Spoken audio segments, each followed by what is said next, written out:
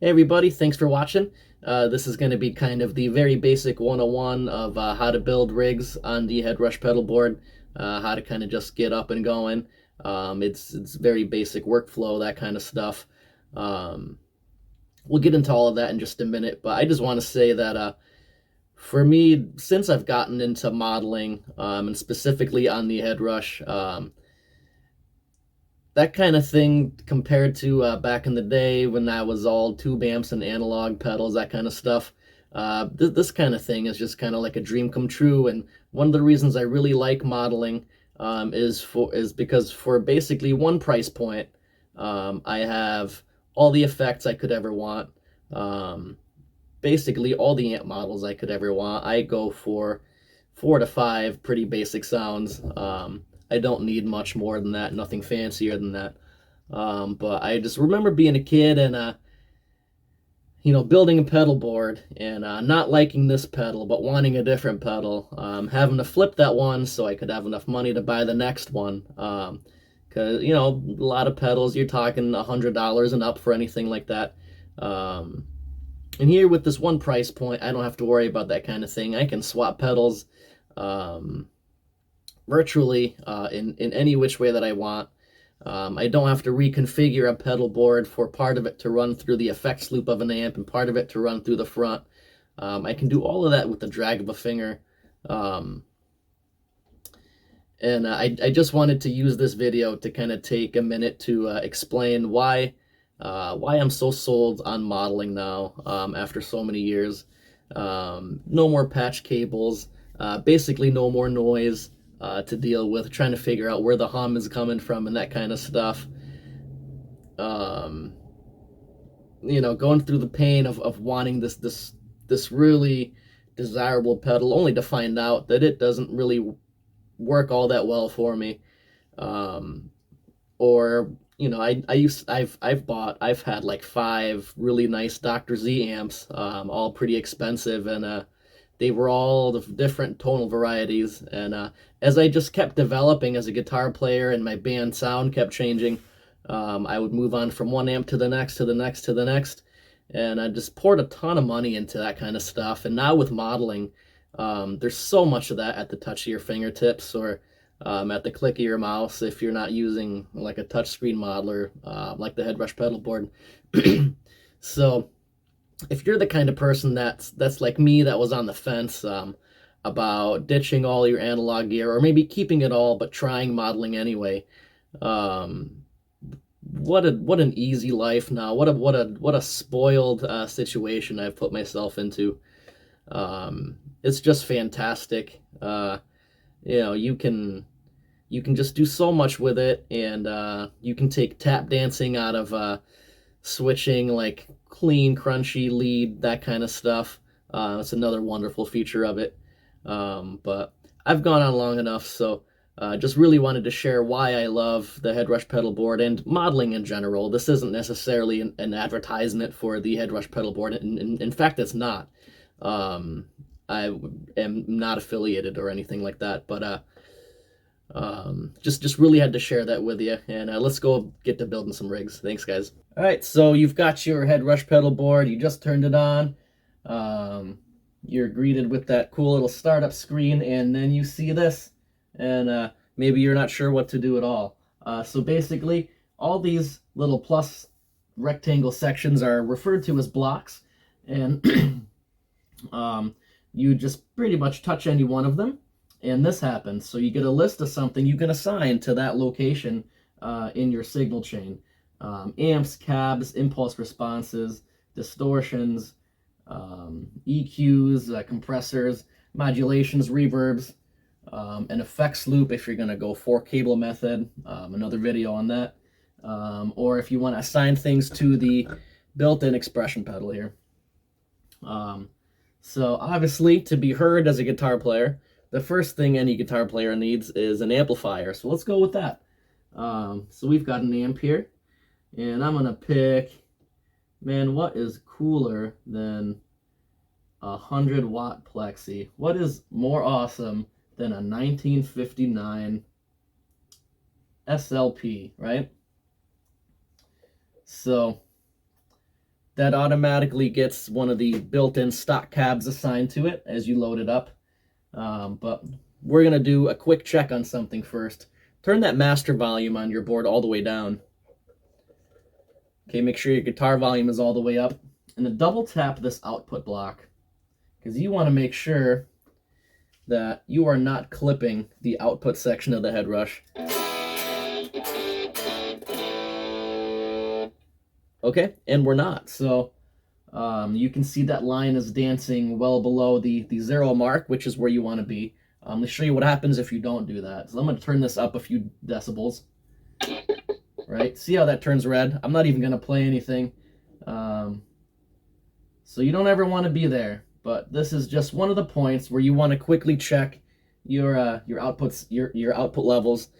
If you don't, and you're running things a little bit too hot, you're going to be really disappointed in the overall sound.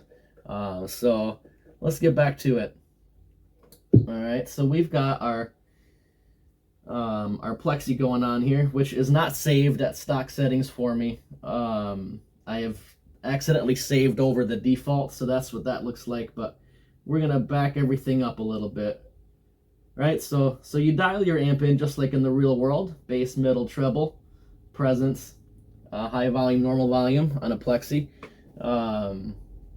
No crazy fancy parameters like some of the other modelers out there. This is all just very basic, like authentic settings on the amp models.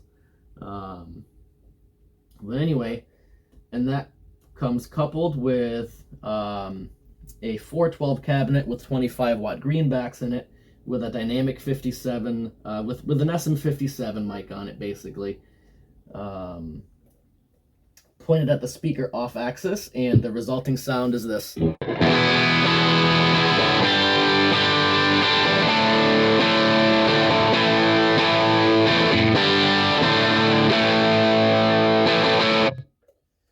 All right, not bad. I think I've made it clear in a few areas in my videos and on a forum or two that I'm not a huge fan of the built-in stock cabs. So if you want to take anything out of your rig here, it's as simple as hold down on it and drag it right down to this red bar. So that's how easy that is to take out, right? But you need some kind of speaker emulation on your sound, behind your amp, or you're going to get this. If you've ever wondered what a guitar amp sounds like played through not guitar speakers, or played through full range speakers, that's the result. It's not pleasant. So behind the amp, we want to add what's impulse response,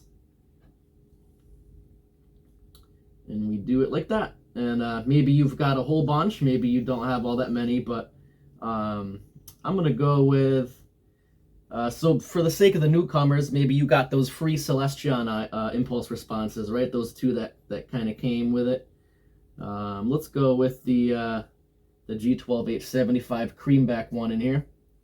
And now, if you're not aware, impulse response files, these wave files, they tend to be a lot louder than stock cabs on most modeling units, not just the Headrush. So this is another point where you want to turn that master all the way down, go into the output block, and just play and see what happens. And that is clipping really badly. So glad we did that. But we're going to address that volume problem not in the output block. We can actually address it right here in the impulse response block. We're going to turn that gain down by like 20 decibels. Go extreme on it, right? Let's check that again.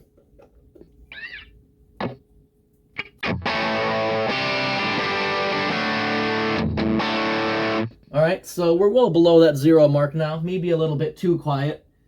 I like to be about 3 bars or so right under that 0 mark. Let's try minus 15 decibels. Okay, and we're there. So we can turn that volume back up again now.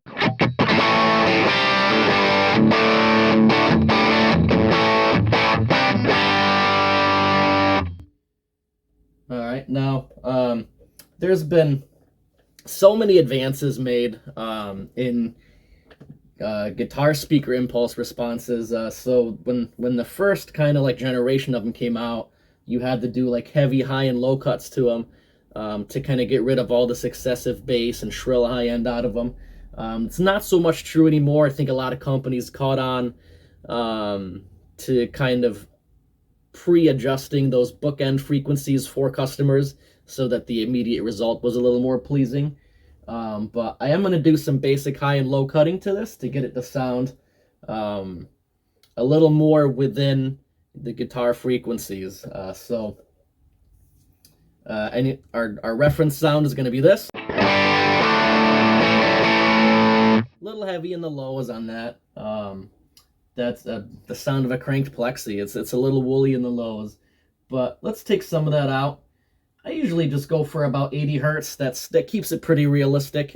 Some higher gain, darker amps might need a little more, anywhere from 100 to, 160 even, like that kind of stuff. In fact, if you use the SL100 extended range model on this Headrush pedalboard, that amp model can really benefit from a low cut of like 100 hertz and up.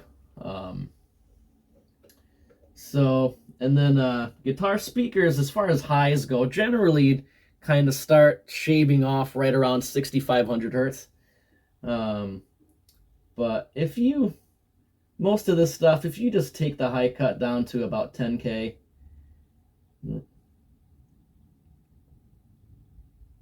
you're pretty much there, and you've left yourself room for a little bit of like air and sparkle on top still. So we have our basic amp sound here now, and we're sounding like this.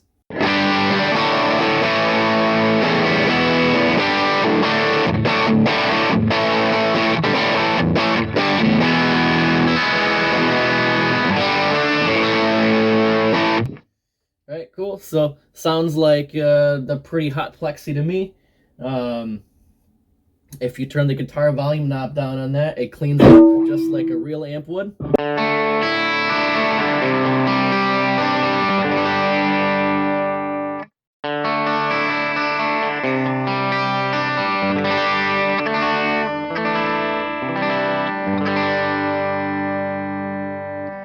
There's still people out there that claim that modelers can't be this dynamic. And obviously that's not true. I just demonstrated it in about 15 seconds. So that's pretty cool. Get over that fear, you non-modeling people, or not it's okay to not like modeling. I don't get the hate of modeling and just some of the misinformation that's spread around on the internet about modeling in general. So anyway, right? You've got this really cool amp and a really cool speaker cabinet. Talking real life equivalents here, right? And now you're really excited to start building a pedal board. Thankfully, we can do all of that here instead of having to buy patch cables, batteries, power supplies, Velcro strips.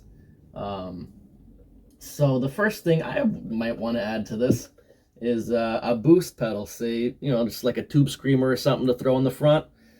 So we're gonna go to before the amp. So anything before the amp block goes into the amp's input.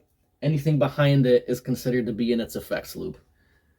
So we're gonna go click on a blank block here, distortions, and the green JRC model is the TS808 here, and we're gonna set that to how I kind of like it with a plexi. We're not gonna do anything too crazy. All right, so now we've got this.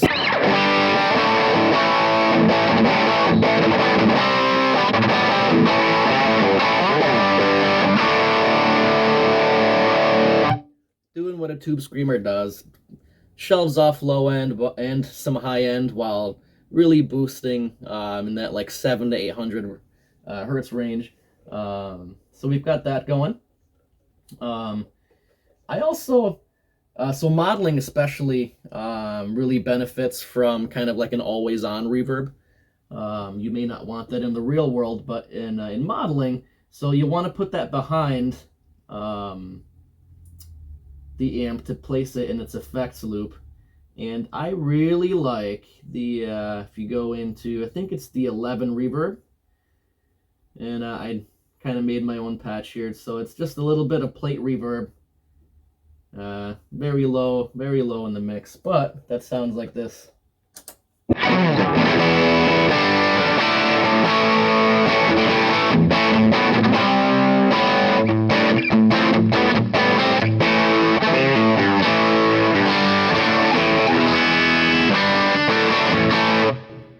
Right, so it seems a lot more lively now to me. Because this is basic rig building, I'm not going to make use of my speaker, my power tube emulation parametric EQ kind of trick that I do. I'm going to keep that out of this video. So, but do check out my video on that. It is a game changer in terms of making modeling sound and feel just that extra 5% more authentic. But anyway, so who doesn't like delays, right? So you want to add a delay in here. You've got a few to choose from: tape echo, BBD delay, air delay, dynamic delay, that kind of stuff. I'm going to go with the analog BBD delay. We'll go with a relatively short one, 400 millisecond, a 400 millisecond one that I have already pre-made. And you got this.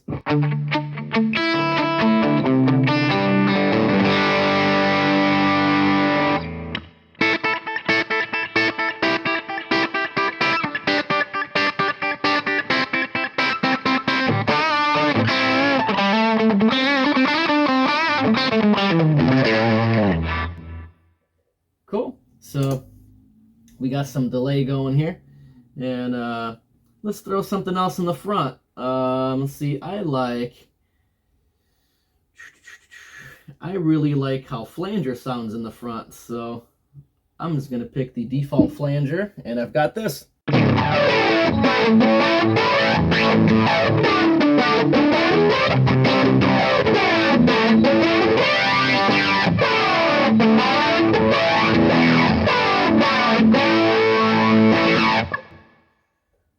Oh, wait, you want to reconfigure your entire pedal board, all these patch cables, to hear what the flanger sounds like in the effects loop instead? Well, you don't have to. You can just drag it behind the amp. Right? And that sounds like this.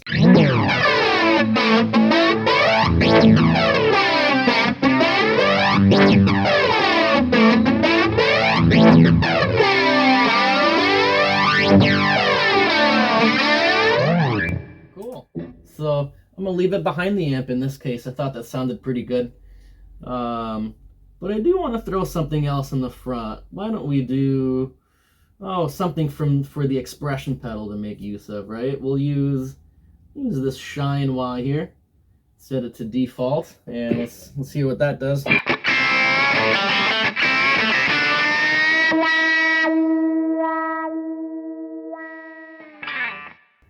I gotta operate it with my hand here. I'd look ridiculous standing up in front of this little scene I've got going on here. But that is basically it. And maybe you want to throw, let's see. What else do we have here? Maybe you want to throw, it's okay to throw phaser in front, I think, too. So why don't we go for a little bit of phaser in the front.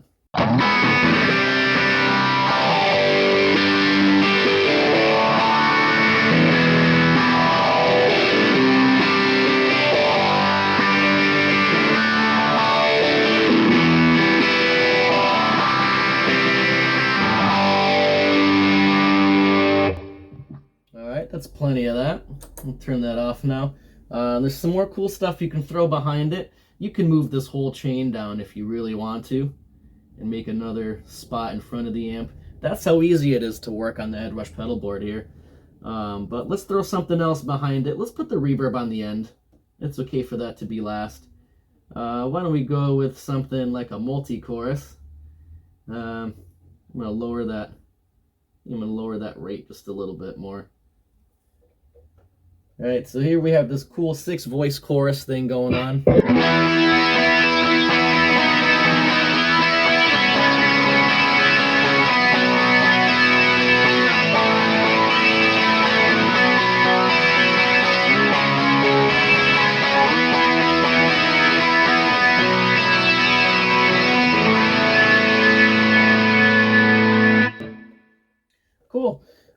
But what are some of my options if I don't want to use my volume knob to clean up that plexi, right? But I like the plexi, but I want something cleaner.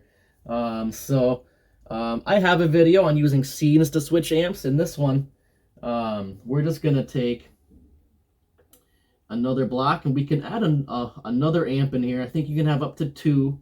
If you're not using dual amps, you can have up to 2 separate blocks act as amp blocks. And we're going to go with a Blackface Super Reverb.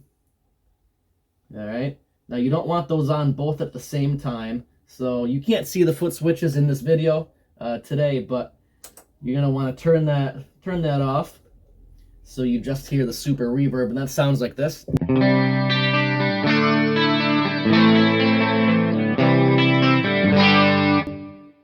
Got the MultiChorus on, which sounded cool, but all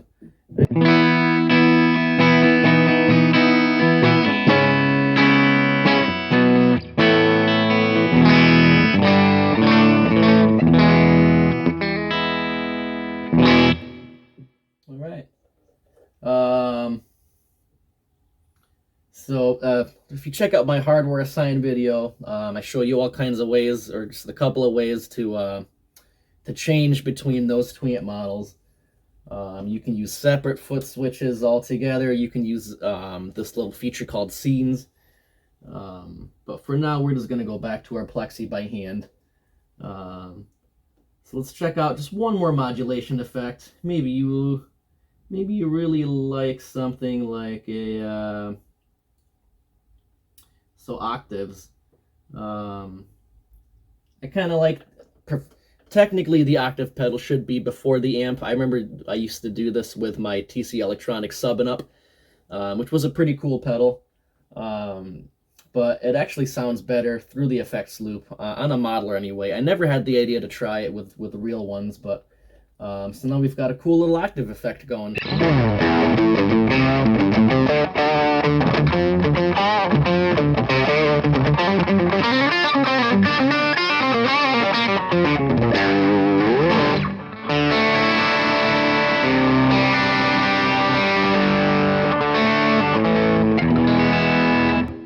The octave pedal in the Headrush actually tracks really well.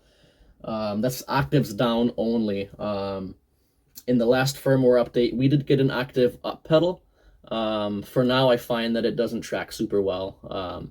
Headrush, we need to get that algorithm looked at if you're watching this. Please. I would love to be able to combine the two, do something cool like that. But so other than that, I'm not going to show too many examples on how I would go about building a rig around this, but you have this little section down here you can touch, and it changes your rig layout. You can kind of do, instead of this just straight line kind of thing, you can make it so that it splits after a few blocks into these 2 parallel sections, which you can then mix together. Or you can come out in parallel right out of the gate instead. So those are kind of the 2 options for people that are really into that kind of thing. I only really just use this straight line one. I think it covers about everything I need, all the sounds that I want. But so basically, from the ground up, that is how you build a rig on the Headrush Pedalboard. It is a super creative tool. Like all modelers, I think the Headrush Pedalboard comes with a ton of extra convenience. It comes with a lack of deep diving menus, which is a huge deal to me because I don't like that kind of stuff really. As much as I would love a Fractal FM9 right now, I currently can't justify the cost or having to grapple that learning curve. But it is an amazing unit from what I've heard on videos. Leon Todd and a bunch of other people are making that FM9 sound amazing. But I'm just gonna stick in Headrush in the Headrush camp for now. This is what I've been blessed with, and I love it. It is a perfectly roadworthy gigging tool. I don't know why anyone would ever question that. If you've ever picked one up, they are heavy as heck. But I've spoken about a lot of things, and I kind of just wanted this to be a quick like how to build a basic rig on the Headrush pedalboard kind of thing, but found opportunity to kind of spill some of my other thoughts on some off-topic stuff. So I hope this was a good example for you on the workflow of the Headrush, how to just build, just get a very basic start.